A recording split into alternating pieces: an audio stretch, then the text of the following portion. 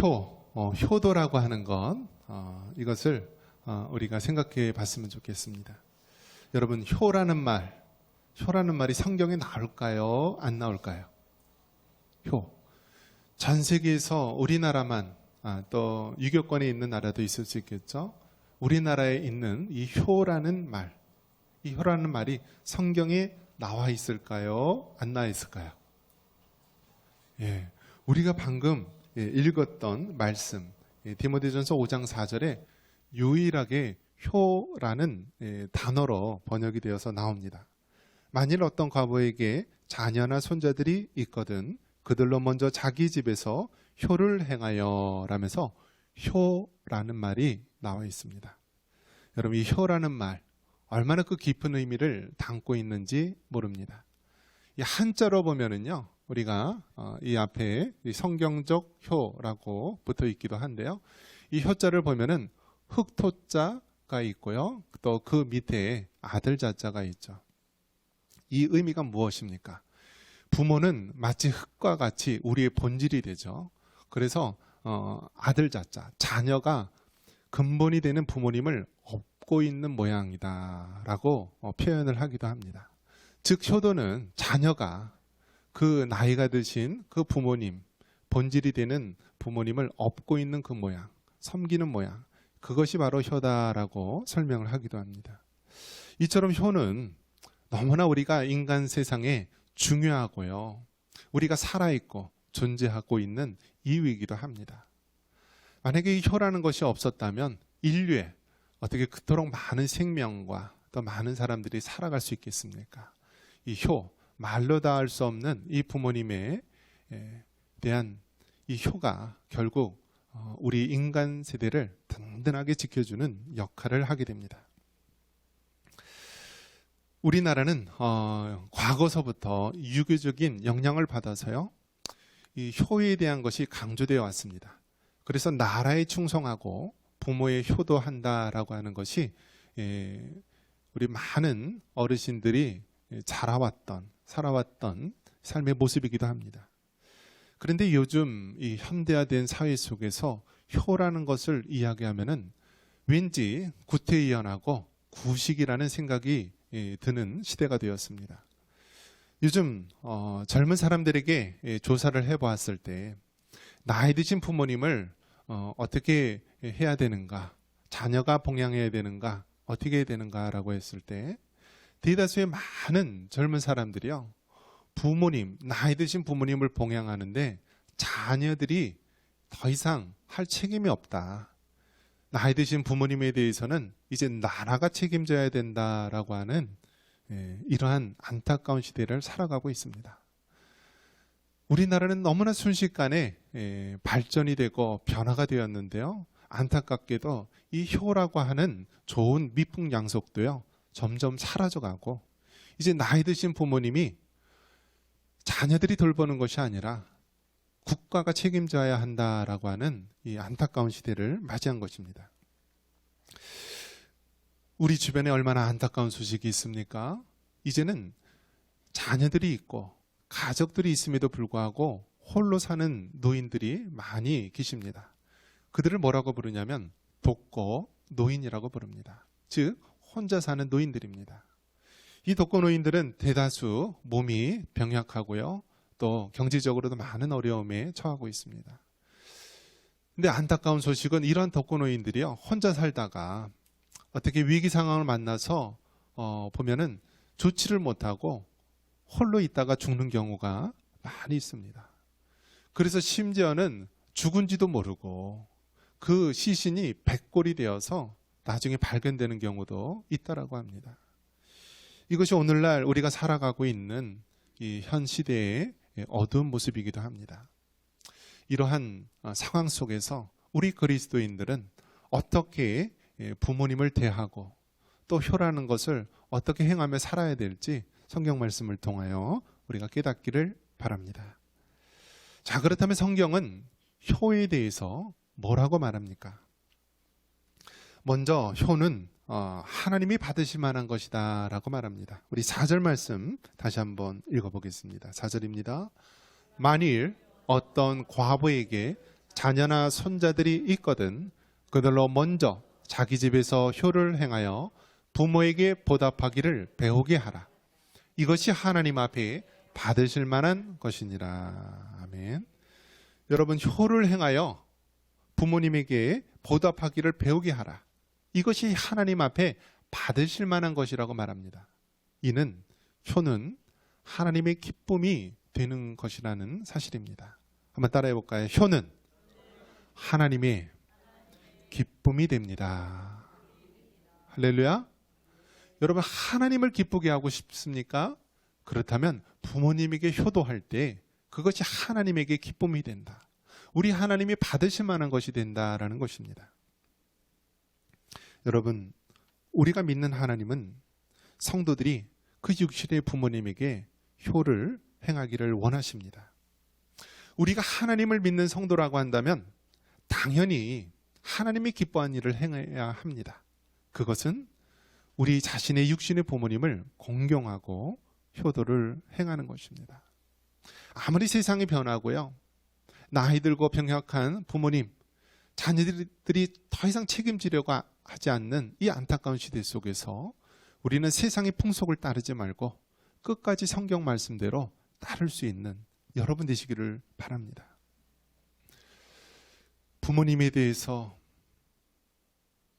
우리는 서운하고 아쉬울 때도 많이 있습니다. 또 그 중에는 부모님에 대해서 좋은 추억보다는 아픈 상처를 갖고 있는 경우가 많이 있습니다. 그러면 여러분 한번 생각해 보십시오. 부모로서 대우를 받을 만한 일을 했을 때만 효도를 해야 합니까? 아니면 부모로서 여러 가지 부족하고 때로는 자녀에게 상처를 준 경우에도 우리는 효도를 행해야 합니까? 부모님이 효를 받을 만한 행동을 했기 때문에 효도를 행하는 것이 아니라 성경에서 반드시 육신의 부모님을 공경하고 효도하라고 하셨기 때문에 여러분 효를 행해야 하는 것입니다. 여러분, 받을 만한 해서 우리가 효를 행한다면 그것은 세상 사람들도 다 하는 것입니다. 하지만 성경은 뭐라고 말합니까? 받을 만한 조건이 안 되고 자격도 안 되지만 그럼에도 불구하고 부모님에게 효를 행하라고 성경이 말씀하고 있기에 우리는 순종할 수 있기를 바랍니다. 전도서 12장 13절에 하나님을 경외하라라고 되어 있습니다. 우리 한번 같이 한번 읽어볼까요? 이래 결국을 다 들었으니 하나님을 경외하고 그의 명령들을 지킬지어다. 이것이 모든 사람의 본분이니라. 아멘. 여러분, 하나님은 우리의 영의 아버지가 되십니다. 그 영의 아버지를 경외하는 것이 사람의 본분입니다. 즉 사람이라고 한다면 그를 지으신 창조주 하나님을 우리가 경외하며 섬기는 것이 당연한 것입니다. 마찬가지로요, 우리가 영의 아버지이신 하나님을 섬기듯이 육신의 부모님을 우리가 효도하며 섬겨야 된다는 것입니다. 이것이 바로 사람의 본분인 것입니다. 어떻게 눈에 보이는 하나님을 우리가 섬긴다라고 하면서 눈에 보이는 육신의 부모님을 공경하지 않는다면 이것은 거짓이요 위선이 되는 것입니다. 여러분, 하나님을 잘 섬기는 사람, 하나님을 경외하는 믿음의 사람은요, 그의 육신의 부모님도 효도하며 공경하는 사람인 줄 믿으시기 바랍니다. 효는 구태의연한 과거의 전통이 아니라 지금도 여전히 하나님께서 우리에게 원하시는 것, 하나님의 기쁨으로 받으시는 것임을 믿으시기 바랍니다. 자, 그러면 성경은 이토록 효에 대해서 강조를 하고 있습니다. 그러면 구체적으로 우리는 어떻게 효를 실천할 수 있을까요? 우리 1절 말씀 같이 한번 읽겠습니다. 1절입니다. 부모님을 늙은이를 꾸짖지 말고 권하되 아버지에게 하듯하며 젊은이에게는 형제에게 하듯하고. 아멘. 늙은이를 꾸짖지 말고 라고 말합니다. 이는 부모님을 공손한 말로 섬기라는 것입니다. 한번 따라해 볼까요? 부모님을 공손한 말로 섬기자. 여러분, 부모님을 섬길 때요, 가장 먼저 우리가 힘써야 되는 것은 공손한 말로써 섬겨야 되는 것입니다. 여러분, 아들과 딸 중에서 누가 공손한 말로 부모님을 잘 섬길까요? 대부분의 경우에 보면은 딸이라고 합니다. 딸은요, 매일 안부 전화하고요, 아침 저녁으로 늘 부모님에게 통화하면서 말로써 행복을 줍니다. 근데 아들들은 어떻죠? 무슨 일이 생기면 전화하는 거예요. 무슨 일 도와달라고. 그런데 여러분, 부모님을 가장 기쁘게 하는 것이 말인 것입니다. 말. 공손한 말로, 따뜻한 말로 부모님을 기쁘게 해야 되는 것입니다. 옛날 우리 속담에도요, 말 한마디로 천냥빛을 갚는다라는 이야기가 있습니다. 말이 그토록 소중한 것입니다. 우리가 말할 때 그 말이 그 사람을 살리기도 하고 그 사람을 죽이기도 하는 거예요. 하나님이 천지를 창조하셨을 때도 말씀으로 창조하셨습니다. 태초에 빛이 있으라 하시니 빛이 있었다라고 말합니다. 하나님의 형상대로 창조받은 우리 성도들은요, 당연히 그 말의 권위를 두고 살아가야 되는 것입니다. 그래서 여러분, 말을 함부로 하면 안 되고요, 늘 말을 긍정적인 말, 살리는 말, 그 사람에게 사랑을 전할 수 있는 말로 대할 수 있기를 바랍니다. 누가복음 6장 45절에 선한 사람은 마음에 쌓은 선에서 선을 내고 악한 자는 그 쌓은 악에서 악을 내나니 이는 마음에 가득한 것을 입으로 말함이니라. 한번 따라해 볼까요? 마음에 가득한 것을 입으로 말하느니라. 누가복음 6장 45절에 분명히 말합니다. 여러분, 이 말이라는 것이요, 어디서 나오느냐? 우리 마음에서 나온다라는 거예요. 마음에서. 즉, 마음에 가득한 것을 입으로 말한다라는 거예요. 즉, 사람에 대해서 미워하고 원망하고 시기하는 마음이 있다면요, 그것이 말로써 은연중에 나올 수 있다라는 거예요. 우리가 그 사람을 미워하고 막 그 사람에 대해서 싫어하는 마음이 있으면요, 자신도 모르게 그 독한 말로 그 사람을 죽이게 되는 것입니다. 그런데 여러분, 우리 마음속에 하나님의 사랑을 품고요, 우리 마음속에 그 영혼을 긍휼히 여길 수 있는 마음을 가지고 있다면은 사랑하는 말, 긍휼히 여기는 말이 나오는 것입니다. 왜요? 마음에 가득한 것을 입으로 말하기 때문입니다. 그렇기 때문에 여러분, 진정 우리가 공손한 말로, 사랑스러운 말로 우리가 대하기 위해서는 우리의 마음을 지켜야 되는 것입니다. 여러분 마음속에 하나님의 성령의 충만이 임하고 사랑으로 부모님을 대할 수 있는 여러분 되시기를 축원합니다. 요즘 뉴스를 보면은 가슴 아프게 하는 일들이 많이 있습니다. 노년이 되어서 몸과 거동과 모든 것이 불편한 부모님, 이 노인들을 향한 노인 폭력이 그렇게 많이 일어난다라고 합니다. 무슨 일이 일어난다고요? 노인들이 많는데요, 부모님들이 많는데요, 근데 그 부모를 누가 때리냐고요? 그 노인들을 누가 때려요? 자식들이 때린다라고 합니다. 자식들이. 아들놈들이 때린대요. 힘센 며느리들이 때린대요.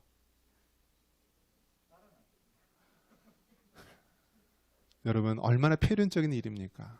그러면 그 매맞는 부모님들, 노인들은요, 부끄러워서 말도 못하고요, 경찰에 신고도 못하는 거죠. 왜냐하면 자기 자식이고 자기 허물이니까 그렇게 못한다라고 하는 거예요.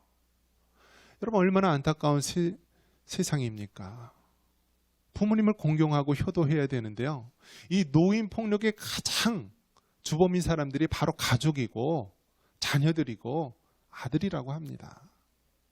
여러분, 정말 이것은 성경적으로도 해서는 안 될 일이요, 또 사회적으로도 가장 크나큰 악입니다. 왜 그러한 일들이 많이 일어납니까? 왜 부모에게 폭력이 일어납니까? 그것은 공손한 말로 나가지 않기 때문인 그런 것입니다. 말이 범죄하고 그 말로서 원망하고 말로서 사람을 미워하니까 그렇게 폭력까지 일어납니다. 그러면 그 말은 어디서 나옵니까? 바로 그 마음에서 나오는 거예요. 마음속에 부모를 향한 미워하는 마음, 시기하는 마음, 원망하는 마음, 어렸을 때 받았던 상처, 아픔, 이런 것들이 입으로 말로 나오고 바로 행동으로, 폭력으로 이렇게 나타난다는 사실입니다. 여러분, 완벽한 부모는 없습니다. 예수님 이외에 누가 완벽한 사람이 있겠습니까? 부모님도 나름대로 허물이 있고요, 잘못이 있을 수 있죠, 인간에게. 그럼에도 불구하고 성경은 뭐라고 얘기하느냐? 네 부모를 공경하라고 말합니다. 그렇기 때문에 여러분, 부모님은 마땅히 받을 만한 자격이 있기 때문에, 그러한 행동을 하셨기 때문에 효도하는 것이 아니라 성경 말씀에 네 부모를 효도하고 공경하라 했기 때문에 순종할 수 있기를 바랍니다. 그래서 여러분, 우리가 이 행동 폭력이 나오게 되는 것은 이 말서부터 시작이 되고요, 그 말은 우리 마음에서부터 죄악의 씨앗이 있기 때문에 그렇게 행동으로 나타나는 것입니다. 그렇기 때문에 여러분, 여러분의 입술을, 여러분의 말을, 여러분의 혀를 지킬 수 있기를 바랍니다. 잠언 25장 15절에 경우에 합당한 말은 아로새긴 은쟁반의 금사관이라. 한번 따라해 보겠습니다. 경우에 합당한 말은 아로새긴 은쟁반의 금사관이라.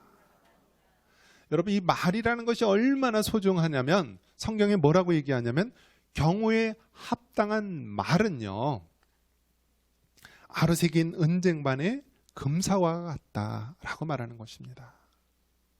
그렇기 때문에 여러분, 이 말, 경우에 합당한 말을 할 수 있는 그러한 믿음의 사람이 되기를 바랍니다. 여러분, 사람들에게 가장 이 기억에 오래 남는 것이요, 말이라고 합니다. 음성.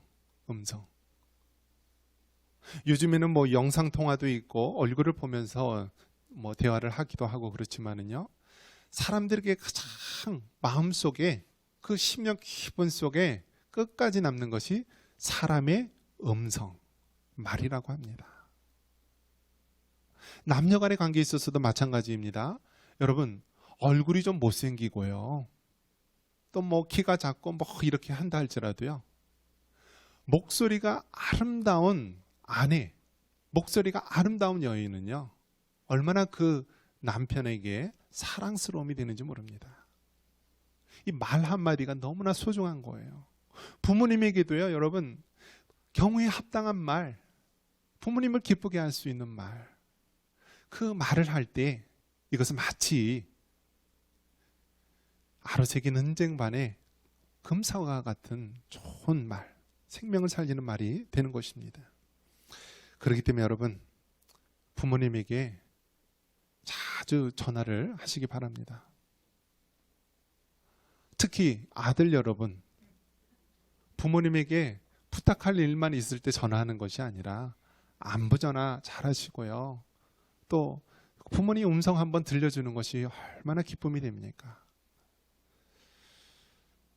딸들은 매일 전화를 하지만 우리 아들들은 그래도 한 주에 몇 번을 통화해야 될까요?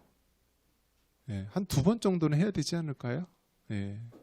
그리고 일주일에 한 번은 얼굴을 좀 보여주시고, 그것이 부모님의 기쁨이 되지 않겠습니까? 자, 우리가 부모님에게 효도를 할 때 다음으로 행해야 될 것이 무엇이냐? 말로만 하면 되겠습니까? 여러분, 말로만 끝나면 되겠습니까? 행동이 따라야 되죠. 우리 8절 말씀 다 함께 읽겠습니다. 8절입니다. 누구든지 자기 친족, 특히 자기 가족을 돌보지 아니하면 믿음을 배반한 자요, 불신자보다 더 악한 자니라. 아멘. 자, 자기 가족을 돌보지 아니하면 믿음을 배반한 자다라고 말합니다. 이는 무엇이냐면, 한번 따라해 보겠습니다. 부모 11조를 드리자. 부모 11조를 드리자. 우리 자녀들만 한번 해볼까요? 부모 11조를 드리자. 네, 동균이, 현동이 다시 한번. 자, 부모 11조를 드리자. 예. 여러분, 영의 하나님 앞에 우리가 물질의 11조를 드리면서요, 하나님에 대한 신앙을 고백하지 않습니까? 마찬가지로 육신의 부모님에게도요, 부모 11조를 드려야 되는 것입니다. 여러분, 과거에는요, 자녀된 본분으로서 당연히 부모님을 공경했습니다. 끝까지 돌봅니다. 저도 부모님이, 그러니까 저한테 할머니죠, 친할머니가 중풍으로 쓰러지셨어요. 근데 과거에는 여러분 어떻습니까? 화장실이 뭐 집에 있습니까? 이 마당 한가운데 있지 않습니까? 그리고 이 8년 동안을 부모님께서 모셨는데요. 이제 뭐 반이 중풍 때문에 반을 못 쓰기 때문에 대소변을 그냥 변기에다 이렇게 하면은 그걸 어떻게 해야 돼요? 다 식구들이 치워야 되는 거였어요. 그렇게 몇 년 동안 했어요?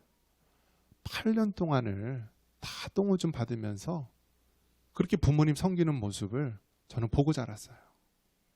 그렇기 때문에 효도하라는 말 필요 없는 거예요. 왜냐? 부모님께서 친히 그렇게 친히 몸으로 섬기는 모습을 보여줬기 때문에 자연스럽게 그게 배웠더라고요.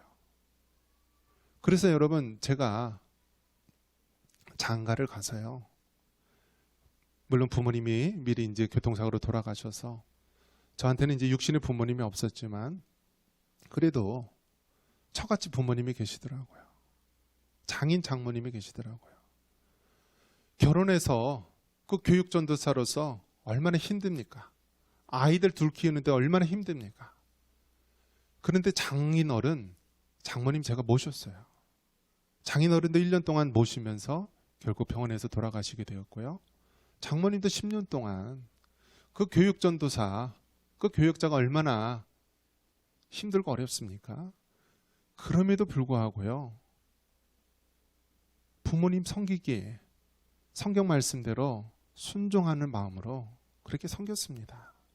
어렸을 때부터 부모님에게 효도하는 모습을 친히 눈으로 봤기 때문에요, 당연하게 장인 장모님이라 할지라도 부모님으로 생각하고 저는 그렇게 모셨습니다. 그래서 여러분, 하나님께서 얼마나 풍성한 복을 주시는지 모릅니다. 여러분, 부모님을 공경하고 효도하라는 것은요, 말로만 하는 것이 아니라 행동으로 해야 되고요, 삶으로 보여줘야 되는 거예요. 부모님에게 립서비스만 하고 말로만 사랑하고 공경한다라고 하는 것이 아니라 여러분의 물질로 섬겨야 되는 것이고요, 여러분의 삶으로 섬겨야 되는 것입니다. 여러분, 모든 것은 뿌린 대로 거두는 거예요. 여러분에게 부모님에게 한 그대로 여러분이 자녀들에게 그대로 받게 되는 것입니다. 그런 면에서 여러분, 육신의 부모님을 물질적으로도 또 삶으로도 부족함이 없도록 잘 봉양할 수 있기를 바랍니다. 여러분, 돈이 없어서 11조를 한다? 성경엔 그게 아니잖아요. 자기의 번 수입을 통하여서 그렇게 11조를 드리는 거잖아요.